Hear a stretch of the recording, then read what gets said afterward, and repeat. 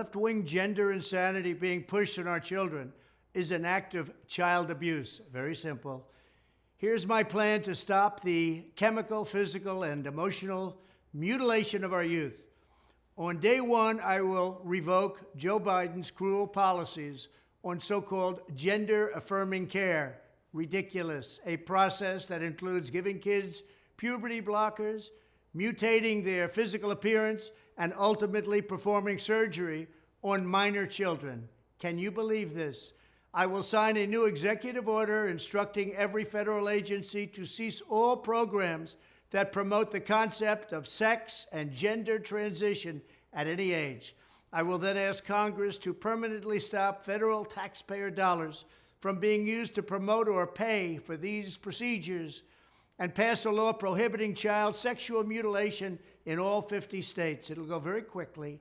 I will declare that any hospital or healthcare provider that participates in the chemical or physical mutilation of minor youth will no longer meet federal health and safety standards for Medicaid and Medicare and will be terminated from the program immediately. Furthermore, I will support the creation of a private right of action for victims to sue doctors who have unforgivably performed these procedures on minor children. The Department of Justice will investigate Big Pharma and the big hospital networks to determine whether they have deliberately covered up horrific long-term side effects of sex transitions in order to get rich at the expense of vulnerable patients, in this case, very vulnerable.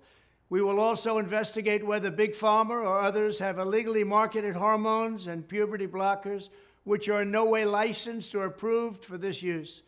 My Department of Education will inform states and school districts that if any teacher or school official suggests to a child that they could be trapped in the wrong body, they will be faced with severe consequences, including potential civil rights violations for sex discrimination and the elimination of federal funding.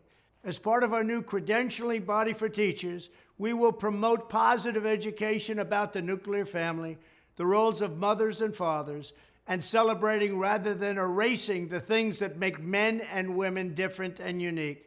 I will ask Congress to pass a bill establishing that the only genders recognized by the United States government are male and female, and they are assigned at birth. The bill will also make clear that Title IX prohibits men from participating in women's sports, and we will protect the rights of parents from being forced to allow their minor child to assume a gender which is new and an identity without the parents' consent. The identity will not be new, and it will not be without parental consent. No serious country should be telling its children that they were born with the wrong gender, a concept that was never heard of in all of human history. Nobody's ever heard of this, what's happening today. It was all when the radical left invented it just a few years ago. Under my leadership, this madness